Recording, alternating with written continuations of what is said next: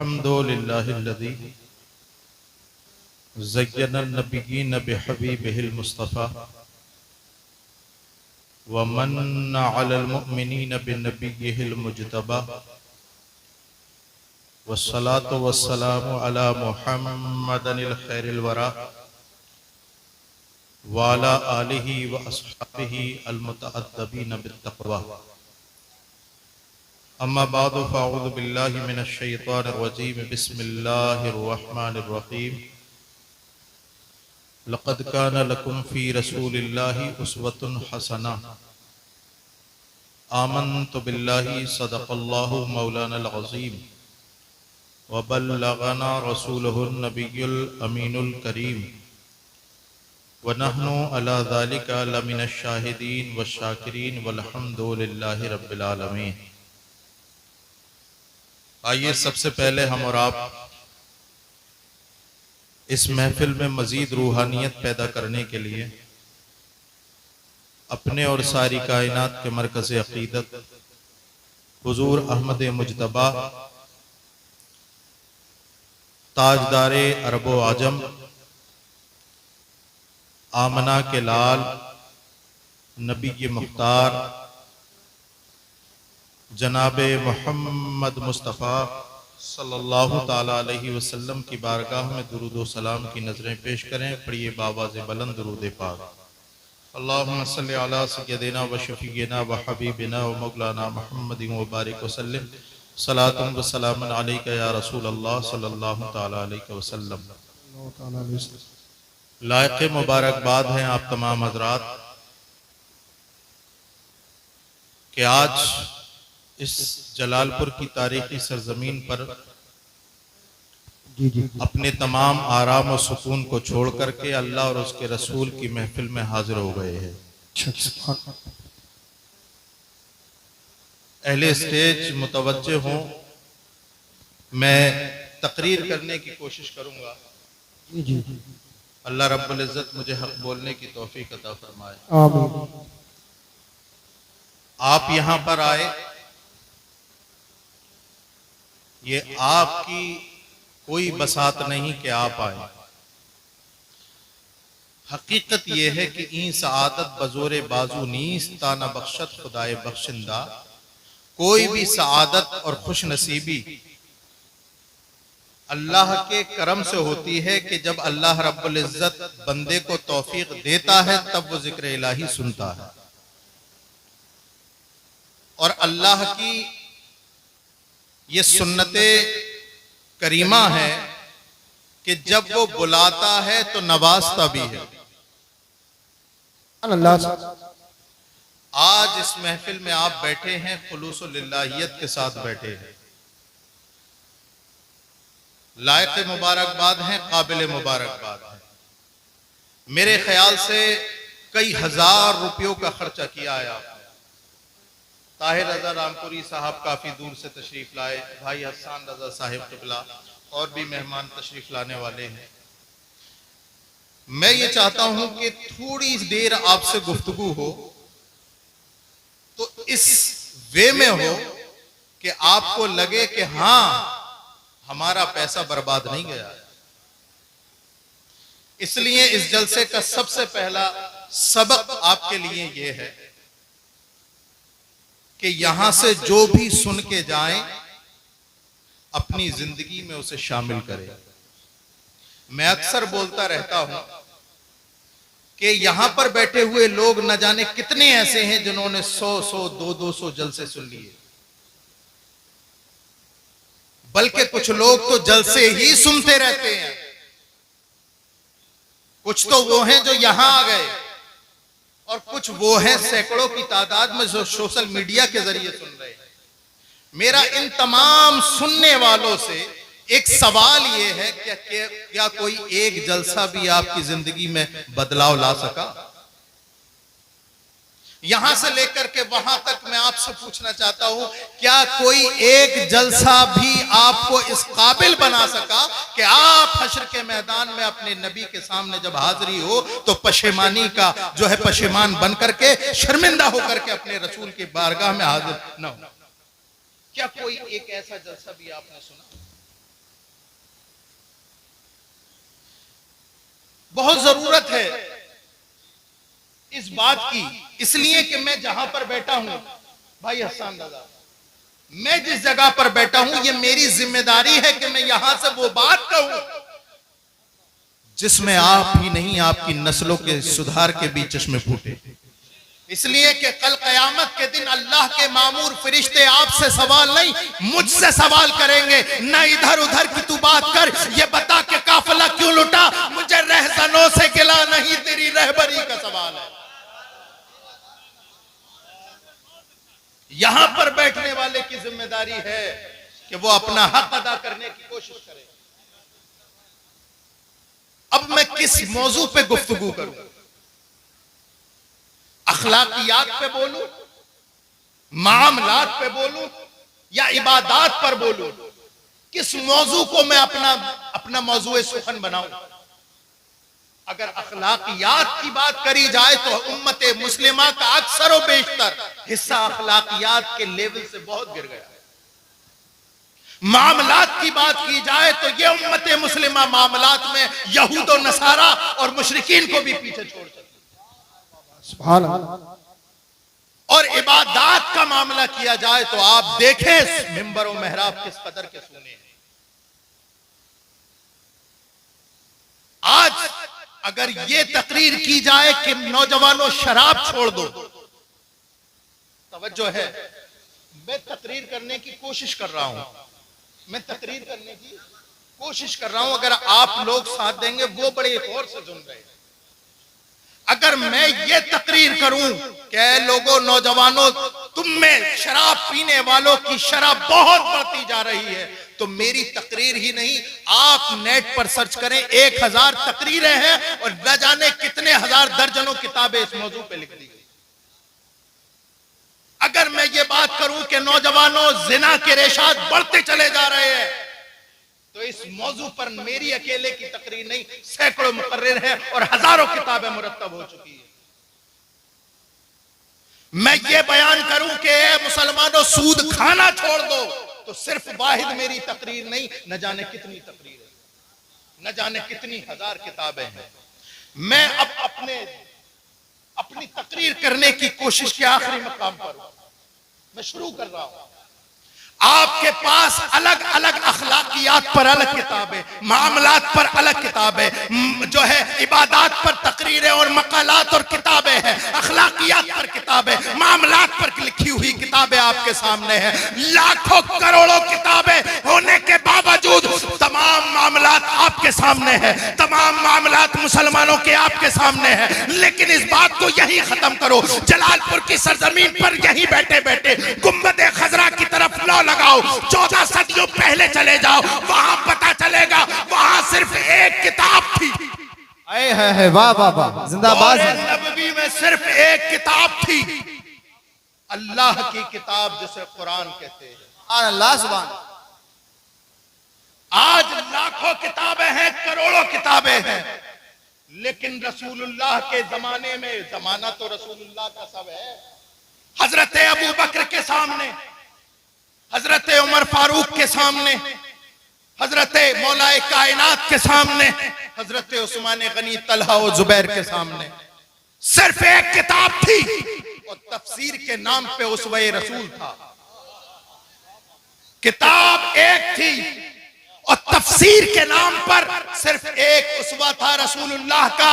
एक किताब पढ़ करके उन जानिसाराने रसूल ने दुनिया की काया पलट दी और ये बता दिया कि मोहम्मद से वफा, तूने तो हम तेरे हैं, ये जहां चीज है क्या लौह कलम तेरे। नारे तकबीर, नारे रिसालत, उलमा अहले सुन्नत, मसलके आला हजरत हुजूर सैयद मुफ्ती रिहान साहिब किबला, नारे तकबीर। एक किताब थी दौरे रसूल में, सिर्फ वाहिद किताब जिसको मुसहफ कहते हैं उलमा और आप कहते हैं कुरान पाक, और तफसीर के नाम पर रसूलुल्लाह की जिंदगी थी। कुरान में अल्लाह ने इरशाद फरमाया, इसी को मौजूए सुखन बनाता हूं, लक़द कान लकुम फी रसूलिल्लाहि उस्वतुन हसना। ऐ लोगों, अगर तुम्हें सही तरीके से मुसलमान बनना है, मेरी बात तो समझ में आ रही है, हम उसके नहीं कायल, जो सर से गुजर जाए वो बात करो यारो जो दिल में उतर जाए। आप नहीं जानते उम्मत मुस्लिमा का कितना माहौल खराब है। मैं तमाम मकातिबे फिक्र की बात नहीं कर रहा, मैं सिर्फ अपने रज़वी शेरों को जगाना चाहता हूं। मैं मकतबे फिक्र की बात नहीं कर रहा किसी भी, मैं तो उनसे बात कर रहा हूं जो अपने आप को सुन्नी रज़वी कहलवाते हैं, जो अपने आप को ये कहते हैं कि तुझसे और जन्नत से क्या मतलब, वहां भी दूर हो। हम रसूलुल्लाह के, जन्नत रसूलुल्लाह की कभी अपनी सूरत आईने में भी देखी है? जन्नत पाना, ये जो अपने आप को सुन्नी सही उल अकीदा कह रहा है, सबसे ज्यादा नमाजें न पढ़ने वाले इन्हीं में। मुझे गलत मत समझना, मैं अपनों से बात कर रहा हूं। मैं किसी और को कहूं, मैं किसी और बच्चे के थप्पड़ मारूं, उसके बाप को गुस्सा आएगा, लेकिन मैं खुद अपने भाई को थप्पड़ मारूं तो किसे दर्द होगा? मुझे पता है मेरा भाई कहां पर गलत कर रहा है।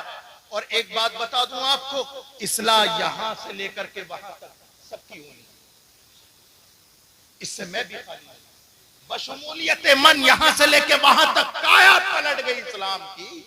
क्या इस्लाम था? रसूलुल्लाह के जमाने में कौन सा इस्लाम था और तुम कहां पर लेकर आए?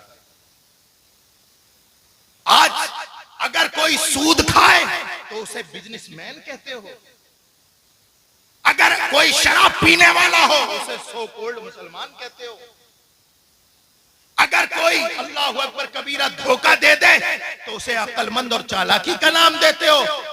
जरा रसूल पाक सल्लल्लाहु अलैहि वसल्लम की जीवनी तो पढ़ो, कौन सा इस्लाम लिए फिर रहे हो? मैं आपसे पूछूं, जलालपुर के गयूर मुसलमान, जरा बताओ आप मुसलमान क्यों हैं? तो बताएंगे इसलिए कि हमारे अब्बा मुसलमान हैं। अब्बा से पूछा जाए आप मुसलमान क्यों हो, तो अब्बा कहेंगे इसलिए कि हमारे दादा मुसलमान थे। दादा की शरत टटोली जाए तो पता चलेगा इसलिए दादा मुसलमान थे कि परदादा मुसलमान।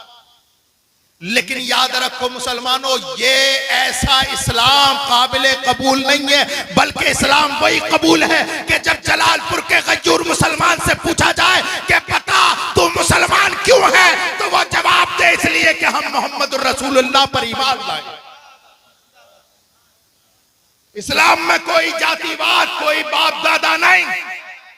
बाप दादाओं का दीन खत्म करने के लिए ही इस्लाम आया है। आज तुमसे पूछा जाए कि ये 40वां हो गया अब्बा का और ये देगे बना रहे हो, आप क्यों कर रहे हो? बोले क्या करें, मजबूरी है हमारी, और हमारे वालिद भी ऐसे करके चले गए। आज अगर पूछा जाए कि आपके यहां पर, आप तो नमाजी परहेजगार हैं, आपके बेटे के जो है अल्लाह अकबर कबीरा मंडे में डीजे और गाने क्यों बज रहे हैं, तो आपका जवाब ये होता है कि हजरत क्या करें, मजबूर हैं। रिश्तेदार बैठने को तैयार नहीं थे, रिश्तेदार बैठने को तैयार नहीं, दामाद बैठने को तैयार नहीं, भातैया आने को तैयार नहीं। उनकी शर्त ही ऐसी थी कि जब तक डीजे गाने बाजे नहीं बजेंगे हम तुम्हारे यहाँ शादी में शिरकत नहीं कराएंगे। अरे मैं उन लोगों को सलाम करता हूँ जो ये कहते हो बहनोई होगा अपने घर जाकर के बैठ, भातैया होगा अपने घर का होगा, ये रसूल के आशिक का घर है, यहाँ मौत तो आ सकती है, रसूलुल्लाह की बगावत नहीं हो सकती। जिंदाबाद जिंदाबाद, वाह वाह सुभान। ऐसे मुसलमान कहाँ हैं? ऐसे मुसलमान कहाँ हैं? एक वो मुसलमान थे कि जब कुरान ने कहा वस्मऊ आतिऊ, अपने रसूल की सुनो और अमल कर लो, इताअत करो, एक लम्हा भी नहीं सोचते थे कि दरमियान में रसूल ने फरमाया ऐसा तो हमें करना चाहिए कि नहीं।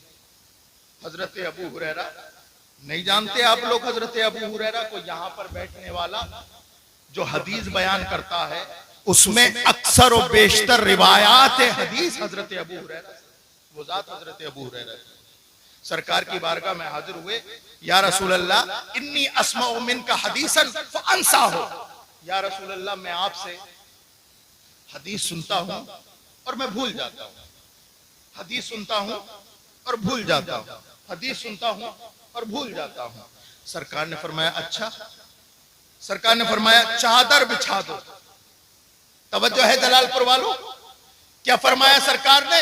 चादर बिछा दो। एक मर्तबा भी हजरत अबू हुरैरा ने नहीं सोचा मेरे सवाल का और सरकार के जवाब का जोड़ क्या बनता है। एक लम्हा नहीं सोचा कि मैं कह रहा हूं कि या रसूलल्लाह मुझे भूलने की बीमारी है। सरकार फरमाते हैं कि चादर बिछा दो, मेरे सवाल का आका के जवाब का जोड़ क्या बनता है। अल्लाह अकबर कबीरा। वो जानते थे ये वो हुक्म है। अल्लाह अकबर। जहां से हल्की सी भी ताखीर कर दी ईमान खतरे में आ जाएगा। हजरत अबू हुरैरा ने जैसी सुना आनन फानन अपनी चादर बिछा। अब सरकार ने यूं हाथ ऊपर किए, फिर यूं किया। रावी कहता है हजरत अबू हुरैरा की चादर में इस तरह से डाला। अब रावी कहता है हुजूर के हाथ खाली थे। तवज्जो चाहूंगा, क्या थे? ऐसे उठाए, ऐसे किए, हजरत अबू हुरैरा की चादर में डाल दिए। चादर में डाल दिए। रावी जितने रावी हैं सब ये कह रहे हैं कि ऐसे हजरत सरकार के हाथ थे, खाली थे और डाल दिए। खाली थे, डाल दिए। हर देखने वाले ने देखा खाली है, डाल दिए। लेकिन मैंने बरेली के इमाम अहमद रजा से पूछा, ए इमाम अहमद रजा, मुकर्रिर तो ये बताते हैं कि हाथ खाली थे। वो कहते हैं, बरेली का इमाम बोलता है, अरे नादान, इनके चक्कर में ना पड़ना। अरे सुन, इनके चक्कर में मत पड़ना। सुन, मैं बताता हूं कि सरकार के हाथ में क्या है। क्या है? क्या है सरकार के हाथ में? ऐसे ऐसे ऐसे करके पकड़ा और ऐसे रख दिया। अब इमाम कहते हैं मालिक कौनैन है। ऐसे करके पकड़ा, ऐसे रख दिया। मालिक कौनैन है, वो पास कुछ रखते नहीं। दो जहां की नेमतें हैं उनके खाली हाथ में। लोगों ये मत देखो कि सरकार के हाथ खाली हैं। अरे अल्लाह के खजाने की कुंजी रसूलुल्लाह के हाथ में। अल्लाह अकबर कबीरा। एक लम्हा भी नहीं सोचा। हम क्या करते हैं कि हमें ये नहीं पता कि नमाजें पढ़नी चाहिए, हमें ये नहीं पता कि रोजा रखना चाहिए, हमें ये नहीं पता कि अच्छे अखलाक से पेश आना चाहिए, हमें ये नहीं पता।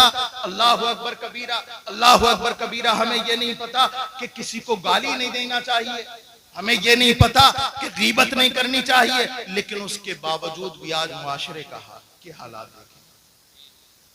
रसूल पाक सल्लल्लाहु अलैहि वसल्लम ने 14 सदियों पहले इरशाद फरमाता है, लोगों मेरी उम्मत पे एक जमाना आएगा, ला यब्का मिनल इस्लाम इल्ला इस्मुहु वला यब्का मिनल कुरआन इल्ला रस्मुहु। सरकार ने इरशाद फरमाया, लोगों मेरी उम्मत पे एक ऐसा जमाना आएगा कि इस्लाम सिर्फ नाम का रह जाएगा, नाम का। वला यब्का मिनल कुरआन इल्ला रस्मुहु, और कुरान सिर्फ लिखा हुआ रह जाएगा। आज अक्सर और बेशतर मुसलमान इसी ख्याल में है कि हम तो मुसलमान हैं, बाकी तमाम मामलात हमारे यहूद और नसारा। आज हमारे घरों में कुरान तो है लेकिन पढ़ने की तौफीक किसी को नहीं। वो जब से हमने जुज़दान में सजा करके रखा और ताक में रख दिया, अल्लाह अकबर कबीरा, अल्लाह अकबर कबीरा, अल-अयाज़ु बिल्लाह, अल-अयाज़ु बिल्लाह, अल्लाह माफ फरमाए। एक एक इंची गर्द जम गई, कोई पढ़ने वाला नहीं। बताएं कितने लोग ऐसे हैं जिनके घरों में कुरान पाक की तिलावत होती है?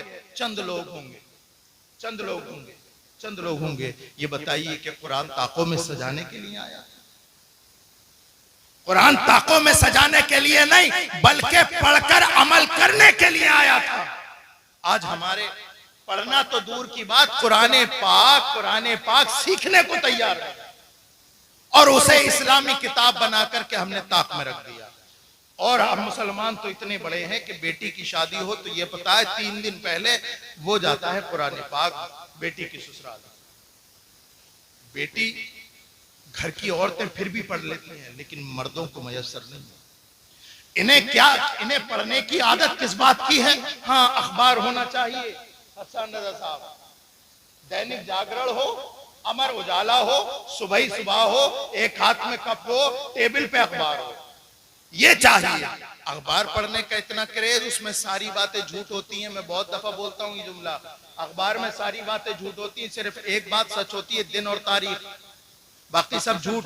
इस झूठ को पढ़ने का इतना बड़ा क्रेज कि जिस दिन अखबार नहीं आया बीवी से लड़ गया, बेटे से लड़ गया, कहां डाला तूने अखबार, कहां फेंक डाला तूने अखबार। मैं कहता हूं ऐ जलालपुर के गयूर मुसलमान, अखबार पढ़ना है तो पढ़, वरना अगर ना मिले तो मत पढ़। लेकिन अल्लाह अकबर कबीरा, मैं आपसे पूछना चाहता हूं आप अखबार क्यों पढ़ते हैं? तो आप कहेंगे हाँ हम अखबार इसलिए पढ़ते हैं ताकि पता चले कि कल कुदरकी में क्या हुआ था, तो जलालपुर में क्या हुआ था, अल्लाह अकबर गदीपुर में क्या हुआ था, मुरादाबाद और लखनऊ में क्या हुआ था।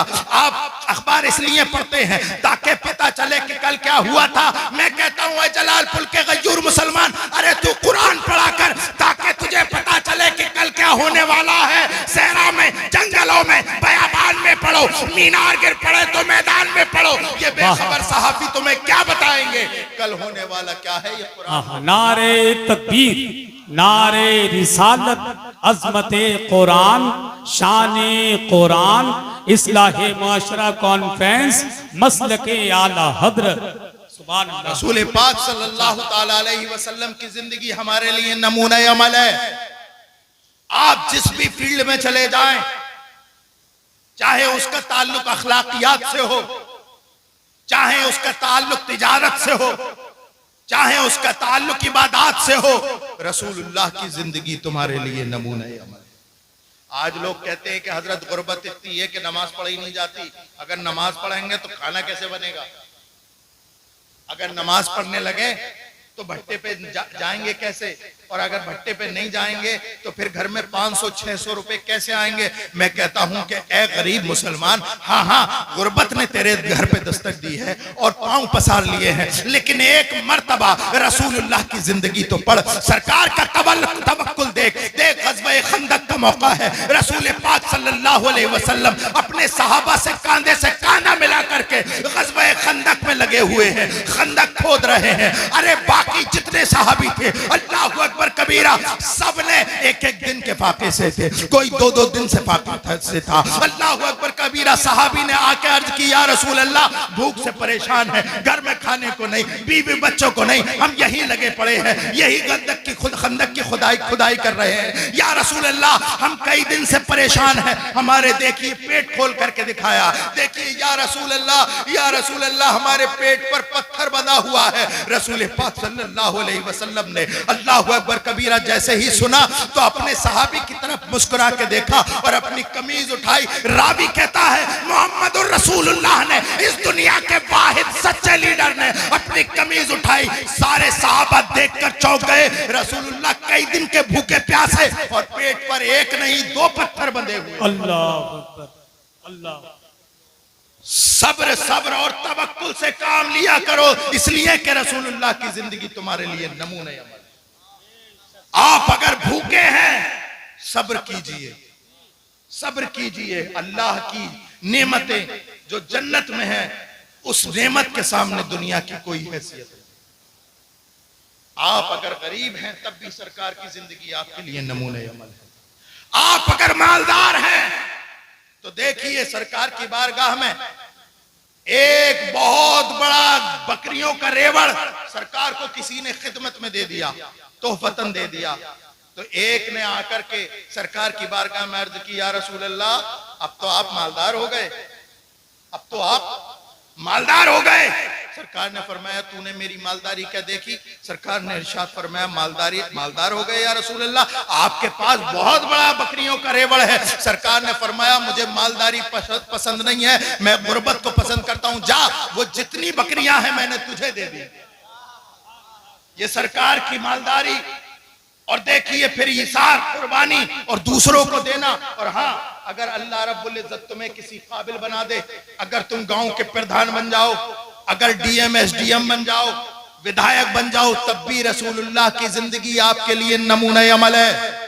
आज तो मुसलमान का हाल ये है, मैं अपने आखिरी वक्तों में तकरीर कर रहा हूं, आज मुसलमान का हाल ये है, इतना बुरा हाल है कि अभी ये किसी लायक नहीं होता, दुश्मनी हो जाती है तो सब्र करता है। किस लिए सब्र करता? मैं जरा प्रधान बन जाऊं तो तेरी ईंट से ईंट बजाऊंगा, मैं विधायक बन जाऊं तो तेरी ईंट से ईंट बजाऊंगा, मैं फला मंत्री का करीबी हो जाऊं तो मैं तेरी ईंट से ईंट बनाऊंगा। ए मुसलमानों, अल्लाह तुम्हें कोई मनसब अता करे तो जरा देखना मदीने के ताजदार की तरफ। रसूलुल्लाह की जिंदगी उस वक्त भी तुम्हारे लिए हिदायत और नमूना अमल है। देखो रसूलुल्लाह सल्लल्लाहु अलैहि वसल्लम, फतेह मक्का का दिन है, सरकार मक्के की तरफ जा रहे हैं और फातिहाना शान और शौकत से जा रहे हैं। मक्के की सरजमीन पर लाइन से खड़े हैं कौन? जिन्होंने रसूलुल्लाह को गालियां दी, कौन? जिसने रसूलुल्लाह के घर वालों को परेशान किया, कौन? जिसने रसूलुल्लाह के रास्ते में जो है कांटे डाले, कौन खड़े हैं? जिन्होंने रसूलुल्लाह की सारी जिंदगी मुखालिफत की। बदर से लेकर के फतेह मक्का तक तमाम दुश्मन रसूलुल्लाह की आंखों के सामने है। चाहते तो एक एक दुश्मन का सर कलम कर देते, लेकिन बाहर रहमतुल लिल आलमीन, वो हर आलम की रहमत है, किसी आलम में रह जाते, ये उनकी मेहरबानी है कि ये आलम पसंद आया, सरकार रहमतुल लिल आलमीन बन के आए और सरकार ने इरशाद फरमाया, ओ लोगों देखो मेरी जिंदगी तुम्हारे लिए नमूना अमल है। तुम अगर गरीब हो तब भी मेरी जिंदगी नमूना अमल है, अगर मालदार हो तब भी जिंदगी नमूना अमल है, और अगर तुम्हें अल्लाह किसी मनसब पर फाइज करे तो किसी और तरफ नहीं बल्कि फतेह मक्का का वाकया देख लेना। लाइन से खड़े हैं सरकार के तमाम दुश्मन। अल्लाहु अकबर। सरकार फरमाते हैं अंतुम तुलका, जाओ मैंने तुम्हें आजाद कर दिया। नारे तकबीर, नारे रिसालत, फैजानी गौसे आदम, मसलके आला हजरत शहजादा पीर सैयद रेहान मियां साहिब किबला।